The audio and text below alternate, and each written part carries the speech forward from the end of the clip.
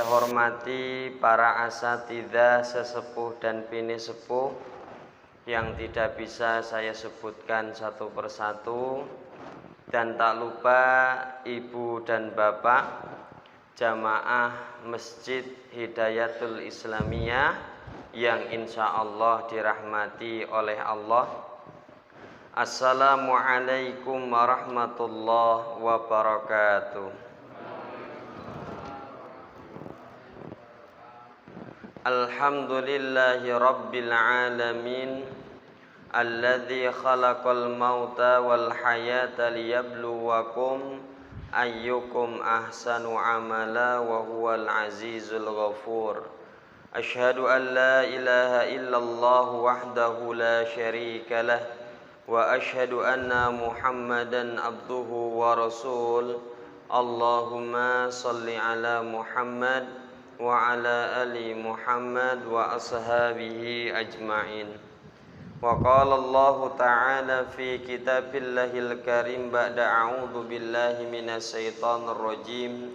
Ya ayyuhalladzina amanu ittaqullaha haqqa tuqatih wa la tamutunna illa wa antum muslimun, amma ba'du. Sehat ibu dan bapak? Alhamdulillah, kita wajib bersyukur kepada Allah. Kita masih diberikan nikmat sehat, diberikan nikmat sempat bisa datang di masjid ini dalam rangka acara mengikuti kajian rutin. Semoga apa yang kita lakukan ini dicatat oleh Allah menjadi amal soleh kita. Allahumma amin. Tak lupa salawat beserta salam senantiasa terlimpah curahkan kepada Nabi kita Nabi Muhammad sallallahu alaihi wasallam. Ibu dan bapak, mari kita awali dulu kajian malam hari ini dengan membaca basmalah. Bismillahirrahmanirrahim. Setiap saya ngisi pengajian di suatu masjid, saya punya jurnalnya, artinya tanggalnya saya tulis, judul yang sudah saya sampaikan juga saya tulis. Terakhir kita mempelajari di bulan Desember tahun 2021 tentang makna syahadat. Nah, ternyata di masjid ini saya belum pernah menyampaikan tema tentang tahun baru, tapi harus tahu. Karena ini perkara yang penting dan kejadian ini itu akan terulang terus tiap tahun. Betul napa betul? Kan pergantian tahun akan terjadi terus menerus setiap tahun. Makanya kita sebagai seorang muslim harus bisa menyikapi dengan sikap yang benar. Pak Dede, kita kan bukan pelaku, pelaku ini canom-canom. Kalau kita bukan pelaku, berarti hendaknya kita memberikan pengajaran kepada anak-anak generasi muda kita agar mereka mengetahui cara yang benar menyikapi datangnya tahun baru. Ibu dan bapak yang insya Allah dirahmati oleh Allah, ketika terjadi pergantian tahun Masehi khususnya, inilah yang terjadi di hadapan kita seperti ini.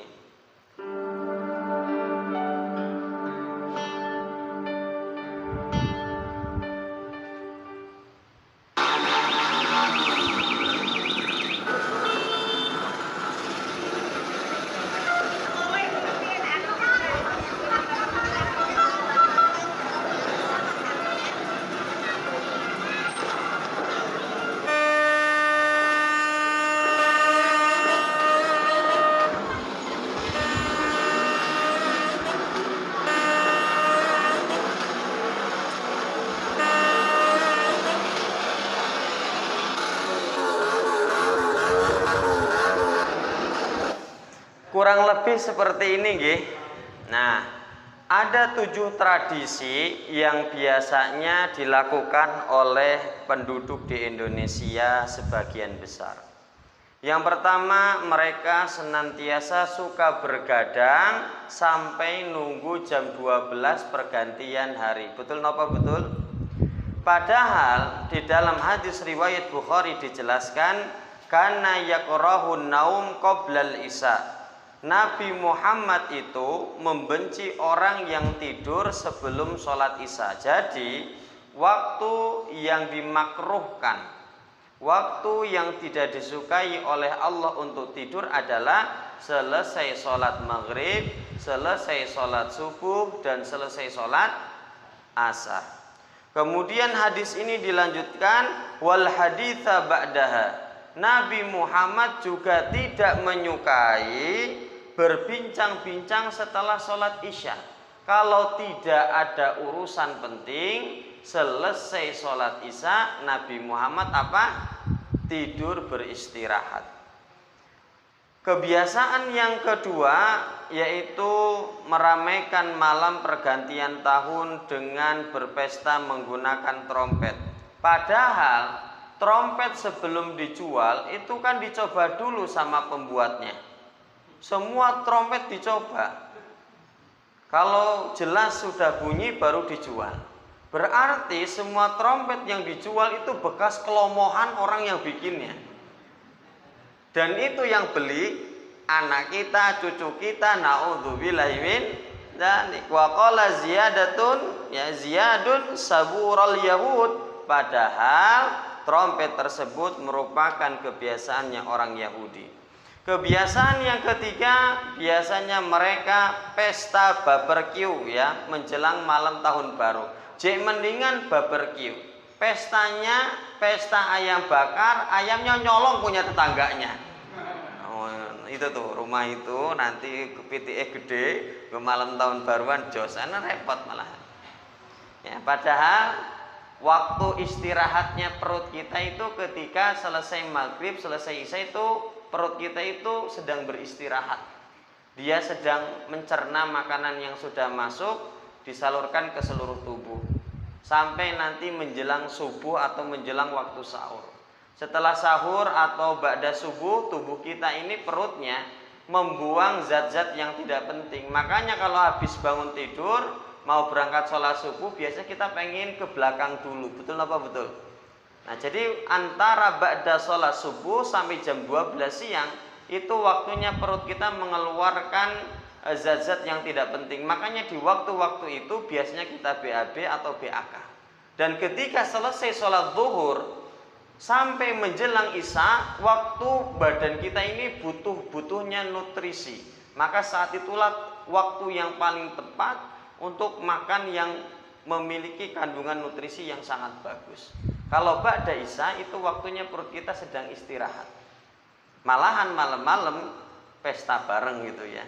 Makanya Pak, sekarang ini usia 30-40 sudah banyak yang stroke Pak.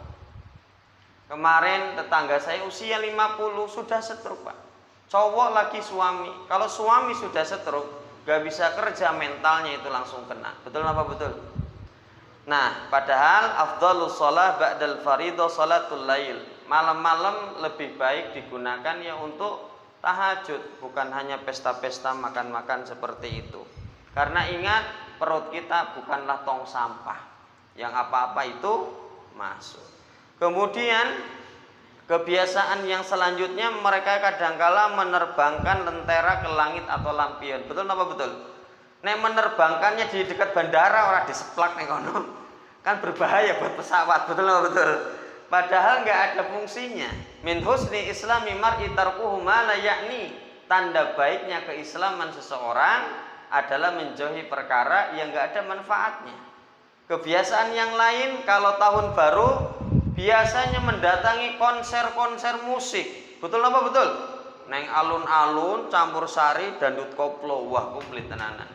Ya, kadangkala sholat pun ditinggalkan demi menghadiri konser musik. Padahal ya, perjanjian antara seorang hamba dengan Allah adalah sholatnya. Faman tarakaha faqad kafara. Barang siapa yang meninggalkan sholatnya dengan sengaja atau bahkan mengingkari syariat sholat, maka sungguh dia bisa dikatakan orang yang kafir gitu. Jadi tidak beriman kepada Allah.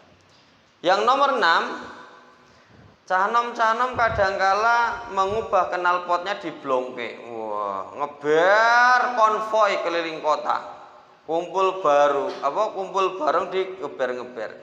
Padahal yang demikian itu mengganggu saudara yang lain napa mboten Ibu dan Bapak? Ganggu.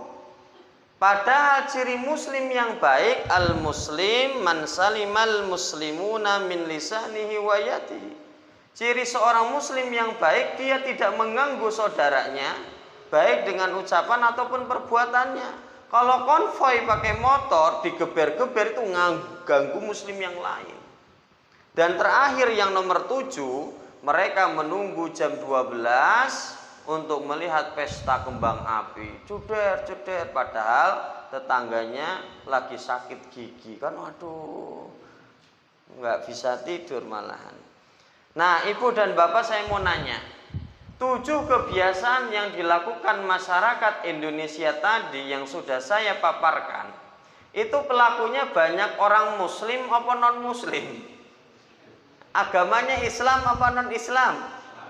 Agamanya ya mereka Islam. Berarti bisa diambil kesimpulan, banyak sekali orang muslim yang menyikapi datangnya tahun baru dengan cara yang tidak tepat. Padahal kita harus belajar sejarah tentang pergantian tahun. Di dalam buku ensiklopedia dunia itu dijelaskan ada 5 bangsa yang sudah merayakan datangnya pergantian tahun, dari dulu sudah ada. Yang pertama ada bangsa Babilonia. Bangsa Babilonia ini berdiri pada tahun 1696 Masehi. Letaknya yaitu di negara kuno yang terletak di selatan Mesopotamia yang sekarang kita kenal dengan negara Irak. Kenapa mereka merayakan pergantian tahun atau menyambut musim yang baru?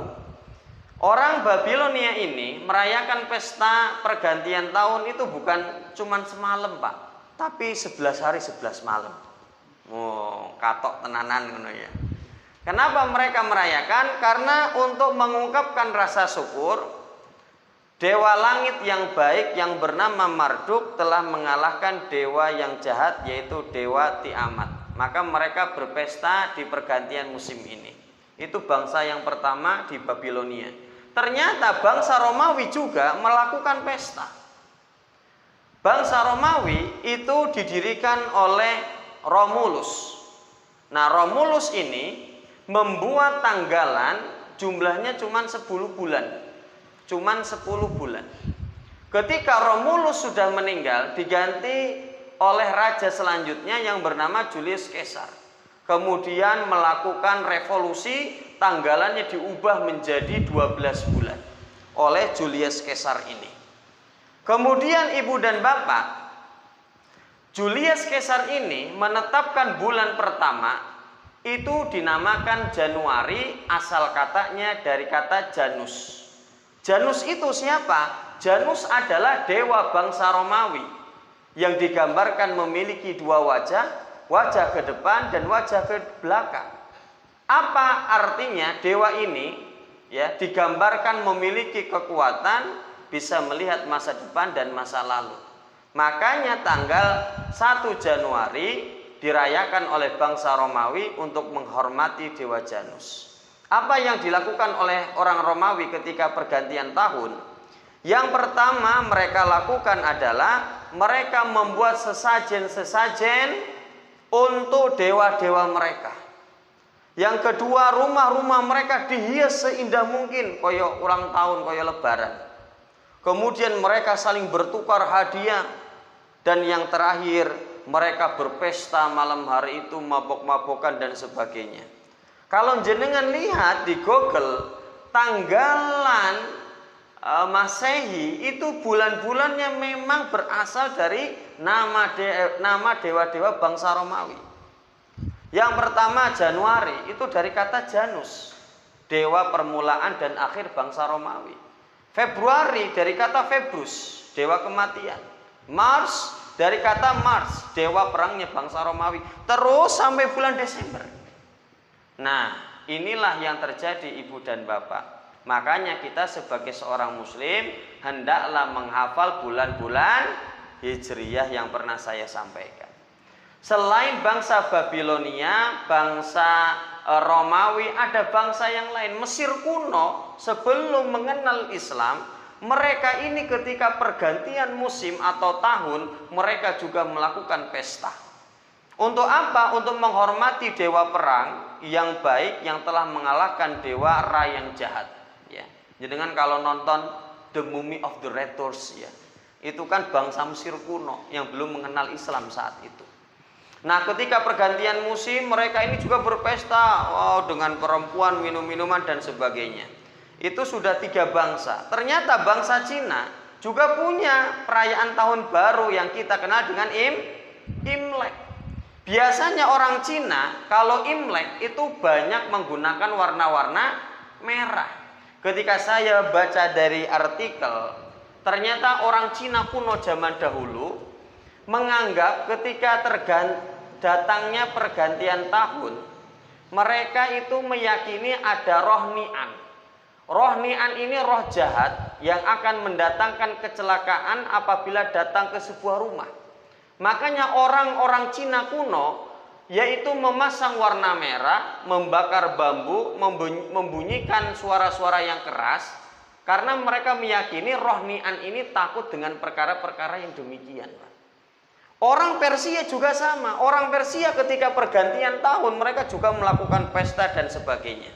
Jadi menurut buku Ensiklopedia Dunia ada 5 bangsa yang merayakan pesta pergantian tahun. Kalau seandainya kita orang Islam ikut merayakan pesta menyambut datangnya tanggal 1 Januari, kita ngikutin bangsa mana, Pak? Bangsa Babilonia, Mesir kuno, Persia, Cina atau Romawi, Pak? Mana, Pak? Kita ngikutin bangsa Romawi.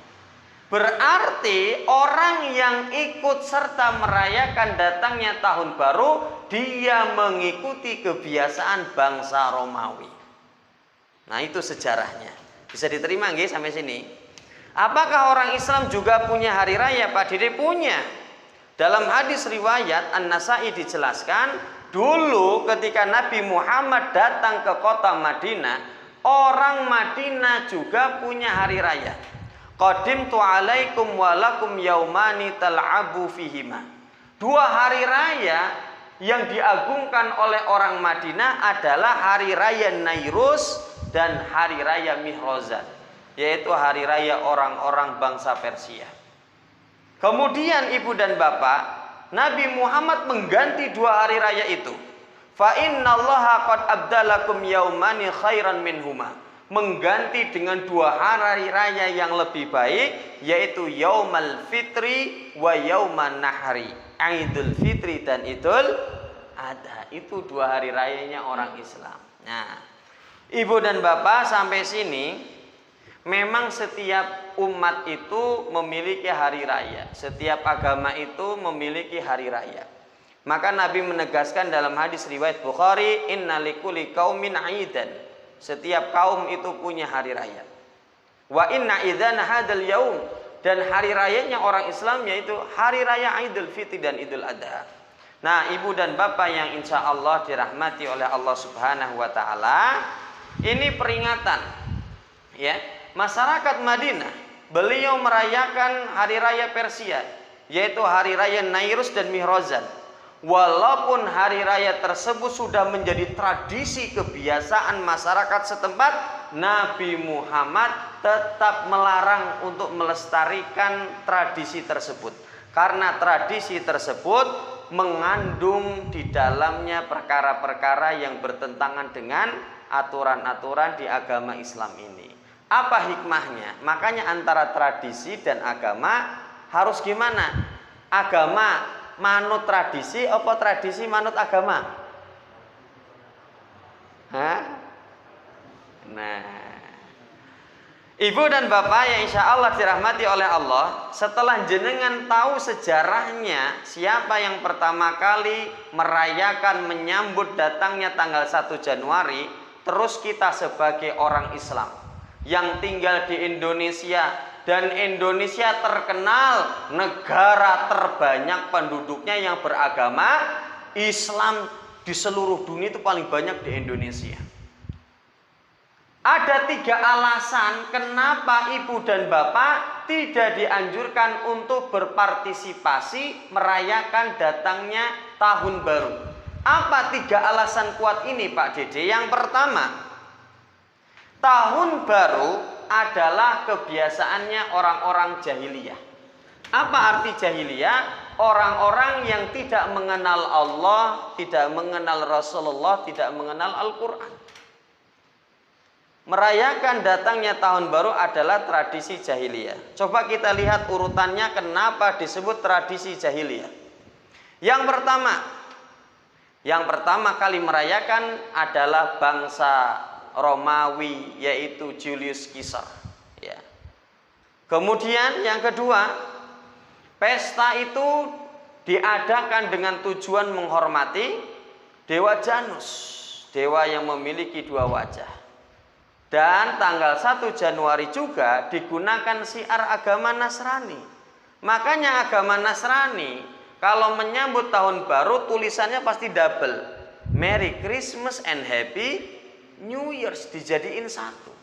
Nah, ini alasannya kenapa kita tidak mengikuti hari raya tahun baru, karena merupakan kebiasaan orang yang tidak mengenal Allah, Rasul, dan Al-Quran.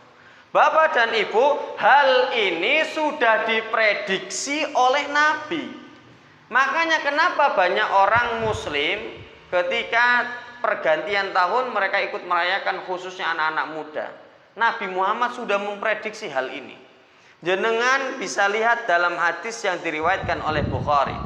La tattabi'una sananal latina min qablikum sibron bisibrin. Sungguh umatku kelak akan mengikuti kebiasaan orang-orang sebelum mereka sejengkal demi sejengkal. Wa tira'an bi tira'in, sehasta demi sehasta. Hatta law dakhallu fi zuhri dhab, seandainya mereka masuk ke dalam lubang biawak, la taba'tumuhum, maka umatku akan mengikuti mereka. Ketika Nabi menjelaskan demikian, ada sahabat yang mendengar lalu bilang, "Qulna ya Rasulullah, al-yahud wan nasara." Apakah yang jenengan maksud? Umat engkau kelak akan mengikuti kebiasaan orang Yahudi dan Nasrani? Apa jawaban Nabi? Qala faman, siapa lagi kecuali mereka. Ternyata terbukti sekarang. Betul apa betul? Nah, banyak kaum muslimin yang mereka mengikuti kebiasaan orang Nasrani dan Yahudi. Ibu dan bapak yang insya Allah dirahmati oleh Allah. Makanya sahabat Nabi yang bernama Hudzaifah, kalau bertemu dengan Nabi, beliau lebih banyak bertanya tentang hal-hal yang buruk.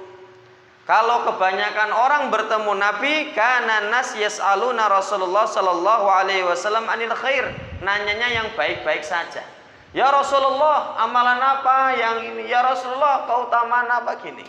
Kalau Hudzaifah nanyanya ke Nabi, wa kuntu as'aluhu anisyar, saya nanya yang buruk-buruk, nanya yang jelek-jelek, biar tahu yang jelek, makhafata an yudrikani, kemudian saya bisa menghindari perkara tersebut.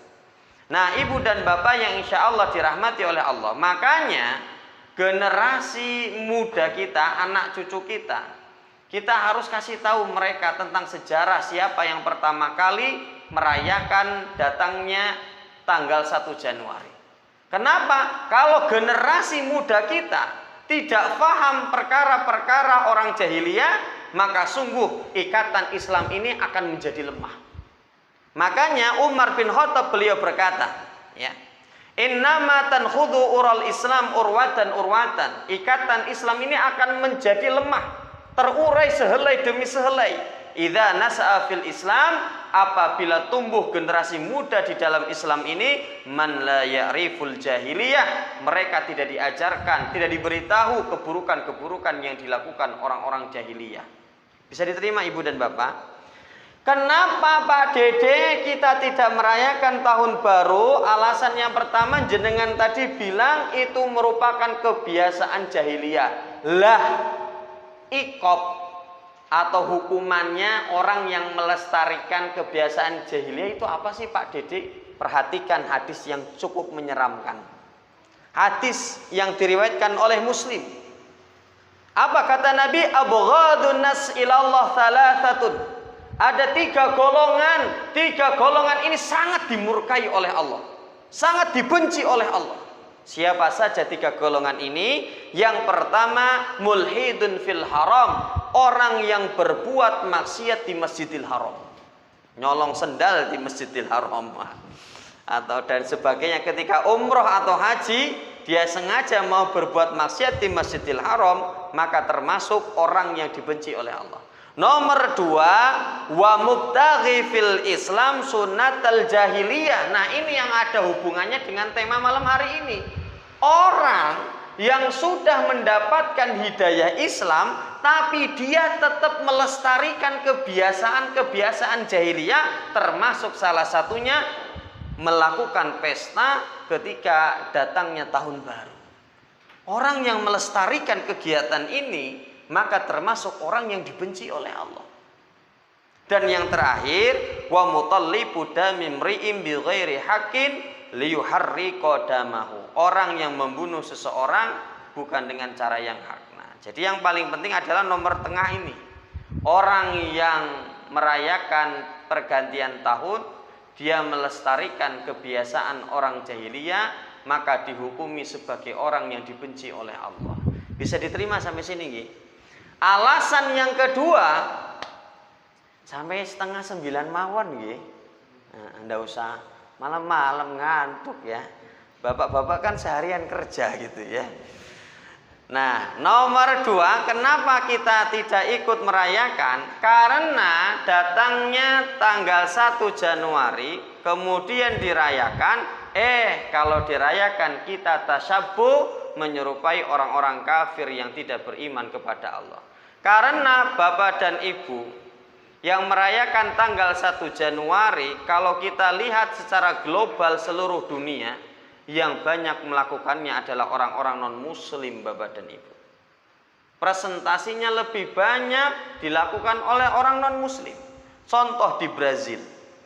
Orang-orang Brazil merayakan datangnya tanggal 1 Januari, mereka memakai pakaian yang berwarna putih.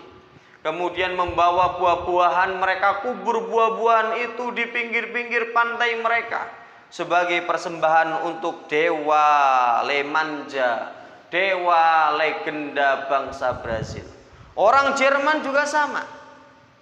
Orang Jerman ini sangat suka ya menyimpan, saya baca di artikel, menyimpan makanan-makanan sisa pesta tahun baru karena mereka meyakini makanan itu bisa mendatangkan keberkahan sehingga selama 1 tahun ke depan mereka akan dicukupi rezekinya oleh Allah menurut keyakinan mereka.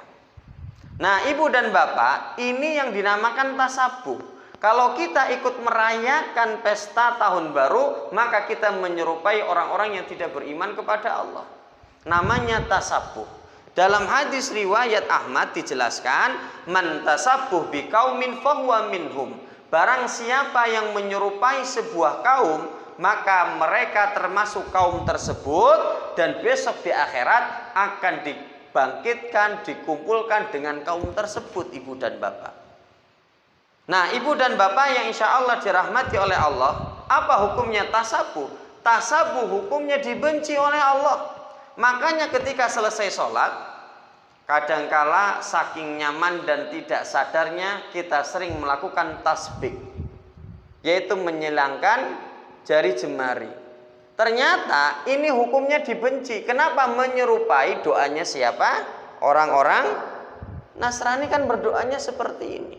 Maka ketika selesai sholat, hendaklah jangan menyilangkan jari jemari. Nah, sudah ingat iya kata Pak Dede kemarin makruh hukumnya, ganti aja gini gitu loh kan. Cuman ganti posisi saja. Pernah Bapak dan Ibu ketika tahun 1 Hijriah Nabi pindah di Madinah, Masjid Nabawi sudah berdiri, saat itu belum ada syariat adzan. Nabi Muhammad bingung bagaimana cara memanggil kaum muslimin di Madinah untuk menghadiri sholat berjamaah. Hadis ini masyhur diriwayatkan oleh Abu Dawud. Ada yang usul, ya Rasulullah, bagaimana menggunakan royatun inda huduris sholah, menggunakan bendera, biar nanti ada orang yang lihat, oh waktu sholat mereka datang. Akan tetapi falam yujib hudzalik, Nabi tidak menyetujuinya. Usul yang nomor 2, ya Rasulullah, bagaimana menggunakan syabur, trompet, kita tiup dengan keras, orang-orang tahu, datang ke masjid.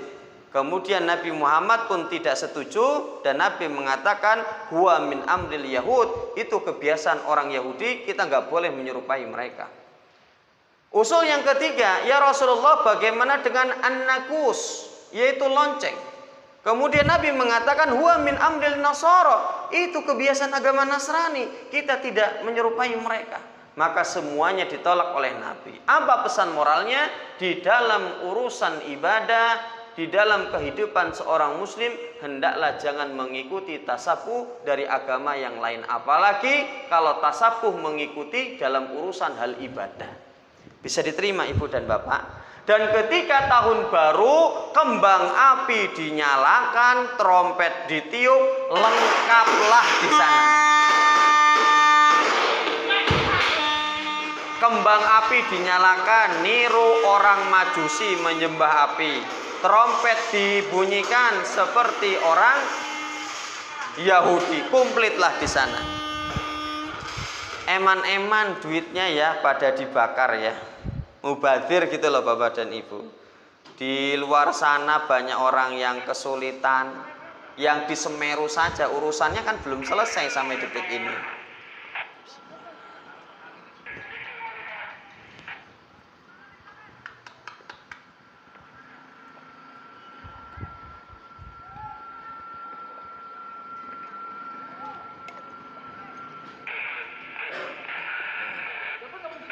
Lebih baik masalah urusan uang kita gunakan terhadap hal-hal yang bermanfaat, karena uang tersebut besok di akhirat juga akan dihisap, akan ditanya, duitmu buat apa? Buat beli petasan ya Allah. Kan nggak lucu jawabannya gitu ya. Kalau dihisap besok di hadapan Allah, duitmu untuk apa? Beli trompet ya Allah. Nggak lucu. Dan salah satu aksesoris yang digunakan ketika tahun baru yaitu menggunakan topi kuncup atau yang kita kenal menurut pakar kristolog yaitu topi San Benito. Seorang kristologi yang bernama Irene Handono, beliau menjelaskan tentang sejarah dari topi kuncup ini. Dulu ketika Tariq bin Ziyad dengan pasukannya mendaratkan kapalnya di Andalusia Spanyol, kemudian kapal-kapal itu dibakar dan Tariq bin Ziyad berorasi, berpidato, wahai pasukanku, kapal-kapal sudah aku bakar. Sekarang pilihan kita cuma dua, satu kita taklukkan negeri ini, atau kedua kita syahid di tempat ini, karena nggak bisa pulang, kapalnya sudah kebakar. Singkat cerita, dengan motivasi itu Tariq bin Ziyad dan pasukannya bisa menguasai Andalusia Spanyol.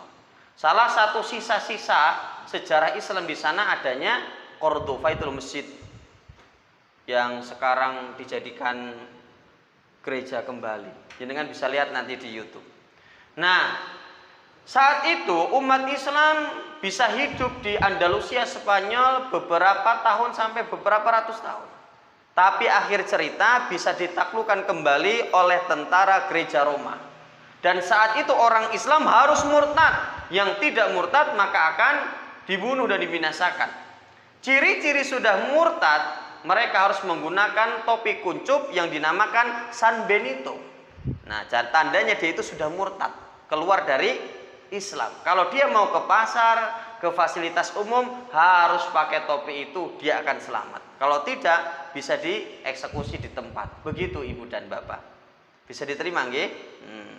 Jadi alasan yang kedua kenapa kita tidak ikut melestarikan menyambut hari raya tahun baru, karena termasuk tasabuh, menyerupai orang-orang kafir yang tidak beriman kepada Allah. Selanjutnya nomor 3, alasan nomor 3 kenapa kita tidak ikut merayakan datangnya tahun baru, karena pada malam hari itu ibu dan bapak seluruh belahan bumi sedang berpesta maksiat berjamaah. Malam hari itu Lutz grafis tingkat maksiat itu lagi tinggi-tingginya. Lagi tinggi-tingginya malam itu. Ya. Contoh perzinahan. Hotel Red Doors, Oyo, kelas Melati sampai bintang 5, malam tahun baru full tenanan. Betul nggak betul? Saya kemarin nemu video di forum Boyolali, ada yang nyoting hotel Jonggrang di Bolon. Ini videonya, Pak.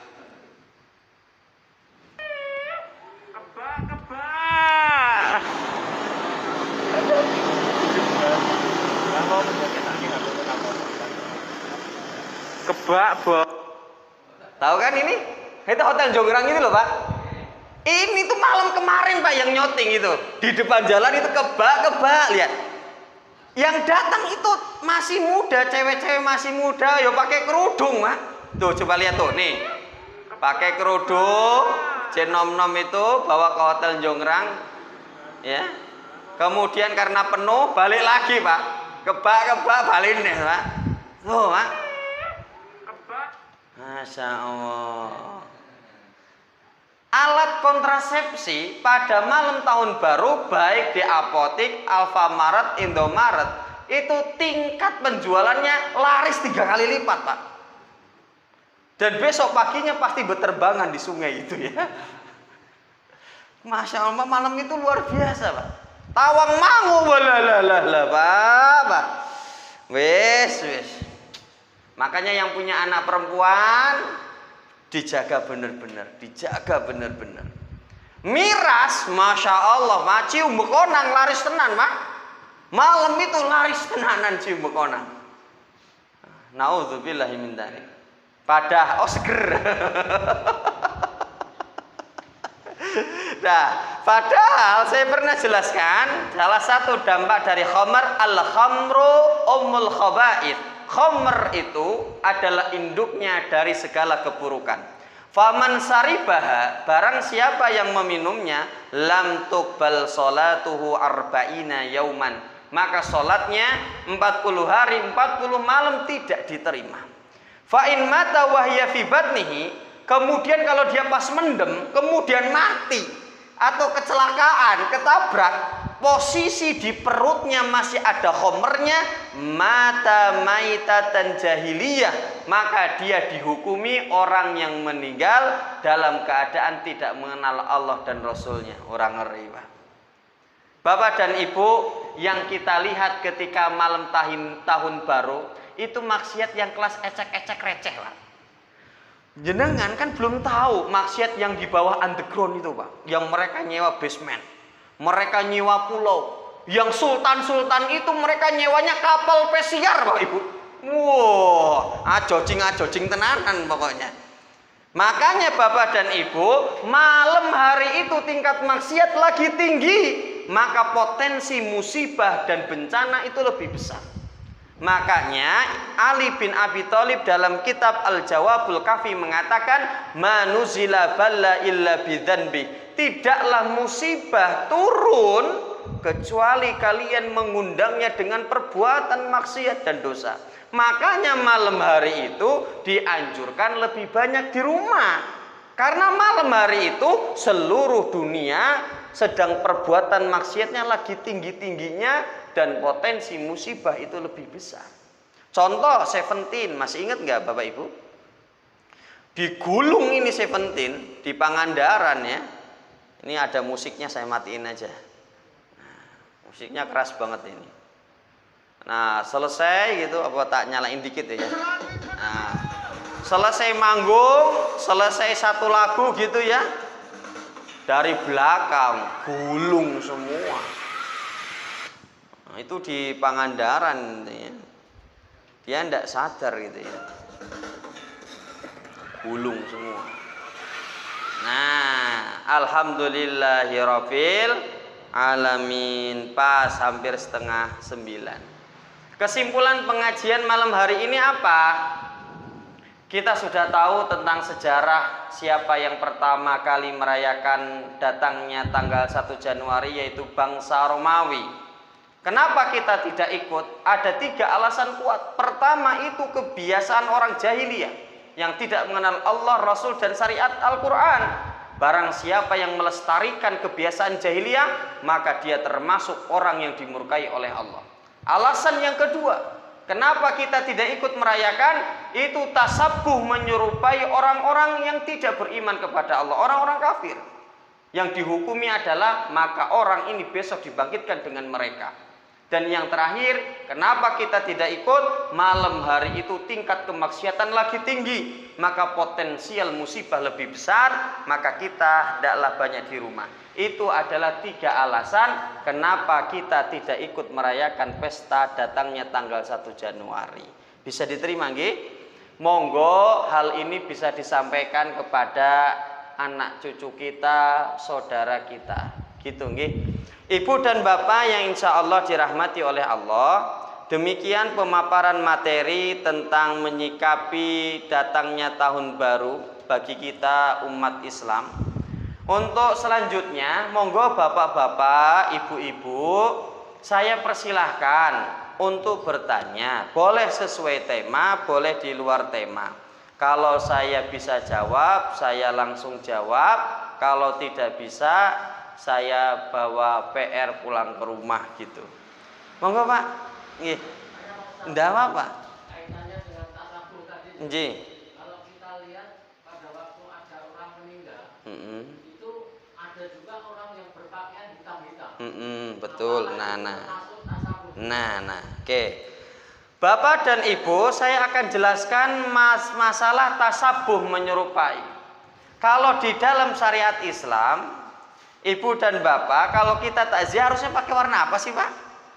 Putih gitu ya. Nah, tasyabuh itu tergantung kadarnya. Semakin menghilangkan identitasnya sebagai seorang muslim, maka kadar tasabuhnya semakin berat. Contoh, orang muslim tapi dia pakai kalung salib. Itu tasabuh kan? Ketika dia pakai kalung salib, maka identitasnya sebagai seorang muslim itu hilang. Maka tasabuhnya dihukumi sebagai berat. Kalau orang takziah memakai baju warna hitam, mungkin mengikuti tasabuh kebiasaan daerah atau sebagainya, tapi identitasnya sebagai seorang muslim tetap kelihatan. Dia pakai peci, oh muslim kok. Jadi warna hitam yang dia pakai tidak menghilangkan identitasnya sebagai seorang muslim. Artinya kadar tasabuhnya itu sangat rendah dan tidak jadi masalah. Begitu. Ada lagi Bapak, monggo nggih. Misalnya kita sebagai takmir masjid, niat kita itu untuk menyambut tahun baru, tapi cuma dengan pengajian, apa ini juga termasuk merayakan tahun baru. Nah, Ibu dan Bapak, sebenarnya banyak sekali takmir yang melakukan ini. Kemarin saya juga malam tahun baru itu ngisi di mana ya? Berarti malam tahun baru itu hari apa ya, Pak? Hari Sabtu ya. Sabtu saya ngisi di Ndibal. Nah, sama juga Ibu dan, tapi alhamdulillahnya kalau itu pengajian selapan katanya. Nah, Ibu dan Bapak, semuanya tergantung ghoyah. Ghoyah adalah tujuan di awal. Saya menyampaikan materi ini di Masjid An-Nikmah, Kemelayan, Serengan, belakang Matahari, Singosaren. Di sana juga kajian rutin setiap Ahad keempat jam 6.30. Ada yang nanya, Pak Dede, saya malam tahun baru itu juga keluar rumah ya Pak Dede, tapi dodolan. Ya pecel lele yang keluarnya malam gitu ya. Apakah saya termasuk merayakan datangnya tahun baru? Maka saya jawab, tergantung ghoyah, tujuan di awal.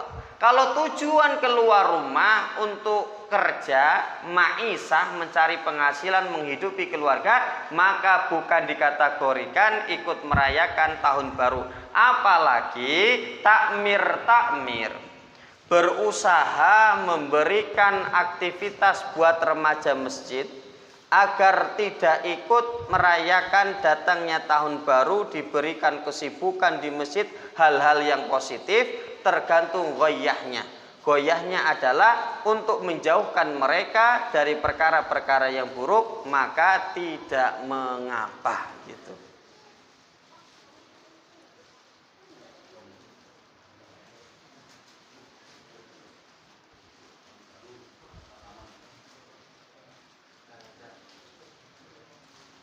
Gimana? Ada lagi ibu dan bapak?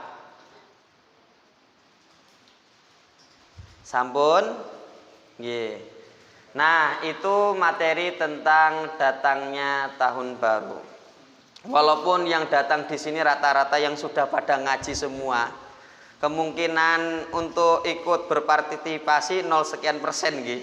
Tapi minimal jenengan bisa menyampaikan kepada anak cucu, saudara, teman dan sebagainya. Bapak dan Ibu, demikian materi sudah saya sampaikan. Kalau ada kata-kata dan ucapan dari saya yang kurang sopan, mohon dimaafkan yang setulus-tulusnya. Mari kita akhiri dengan membaca hamdalah dan doa kafaratul majelis. Alhamdulillahirabbil alamin.